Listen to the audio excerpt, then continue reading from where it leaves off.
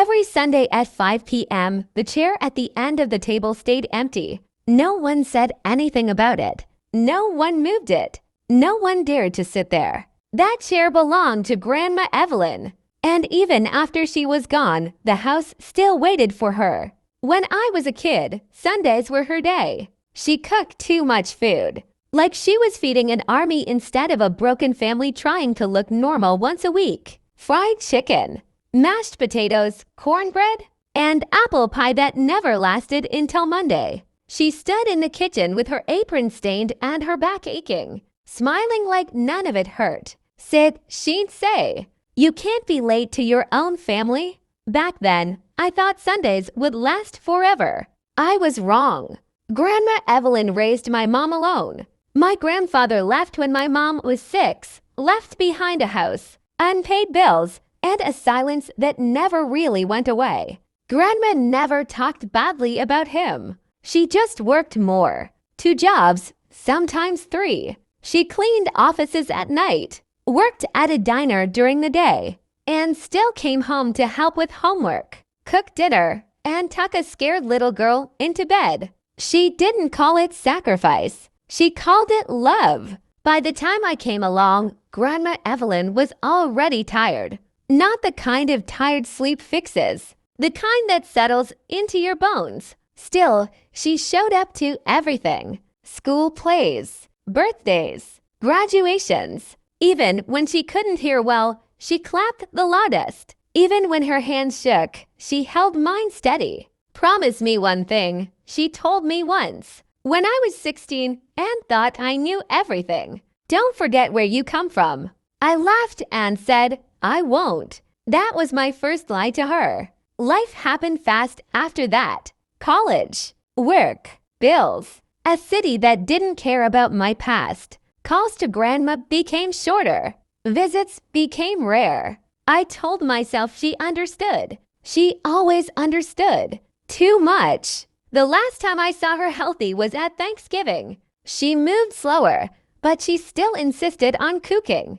I offered to help. She smiled and said, "You'll have time to help when I'm gone." I told her not to say things like that. She just nodded, like she already knew. The first hospital call came in January. She fell, my mom said. Nothing serious. It was always nothing serious. Until it was. At the hospital, Grandma looked smaller, her skin thinner, her voice softer. But when she saw me, her face lit up. "You came," she said. Those 2 words again. I hated how common they were becoming. She stayed in the hospital for 5 days. I visited once, told myself I'd come back. Work got busy. Life stayed loud. Her room stayed quiet. When she was moved home, she needed help. Walking, bathing, eating. My mom tried. I promised I would too. Promises are easy when you think time is unlimited. One night, my mom called me crying. "She keeps asking for you," she said. "She just wants you to sit with her." I told her I'd come the next day. I didn't. Grandma stopped eating soon after. She said food didn't taste right anymore. What she didn't say was that loneliness tastes worse. On her last Sunday, the table was set. Food was warm. The chair stayed empty. She sat in her room instead, staring at an old photo of us. I was 7. She was smiling. Both of us believed in forever. She died that night, quietly. No pain, no drama, just like she lived. When we gathered the next Sunday, no one touched her chair. My mom cried. I stared at the plate in front of me, and for the first time, I understood something too late. Some people give their entire lives to others and leave this world asking for nothing, except to not be forgotten. After Grandma Evelyn died, the house felt smaller, not because the walls moved, but because the warmth did. Her laugh used to fill the kitchen. Her footsteps used to echo down the hallway. Now even sound felt afraid to exist. We packed her things slowly, like rushing would somehow disrespect her. That's when we found the notebook. It was tucked inside the bottom drawer of her knitstand.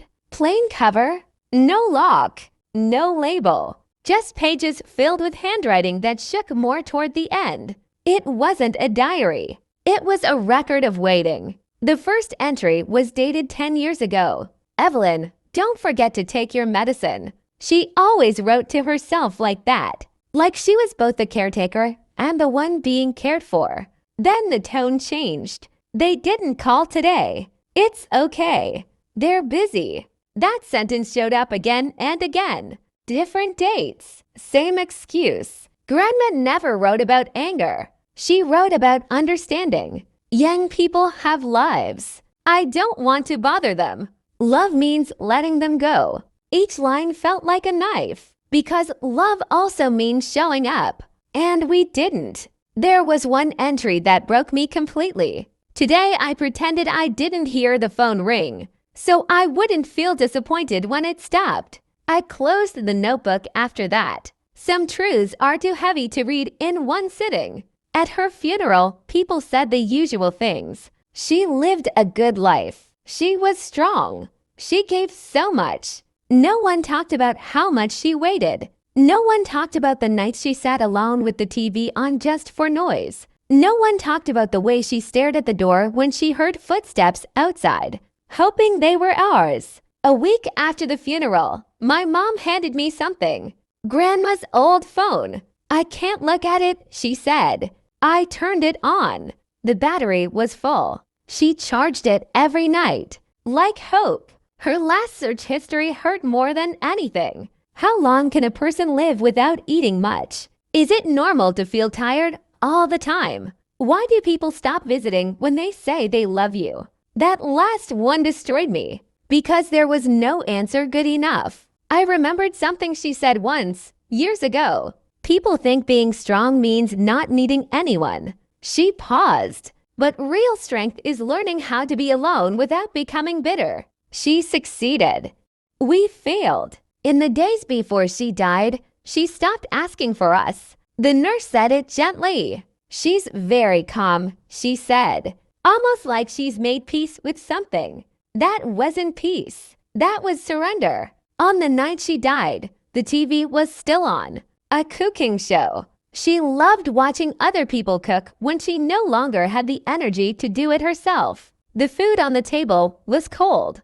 The chair was empty. The house was quiet. I sat in that chair for the first time after her death. It felt wrong, like I didn't earn it. I imagined her standing in the kitchen, telling me to sit properly, asking if I'd eaten enough. And for the first time, I wished she'd ask me for something, anything. Because if she had asked, maybe I would have come sooner. Regret doesn't scream. It whispers. In empty rooms. In untouched chairs. In phones that will never ring again. The chair stayed empty for weeks. No one moved it. No one touched it. It was easier to pretend it still belonged to her. The day after the funeral, I couldn't sleep.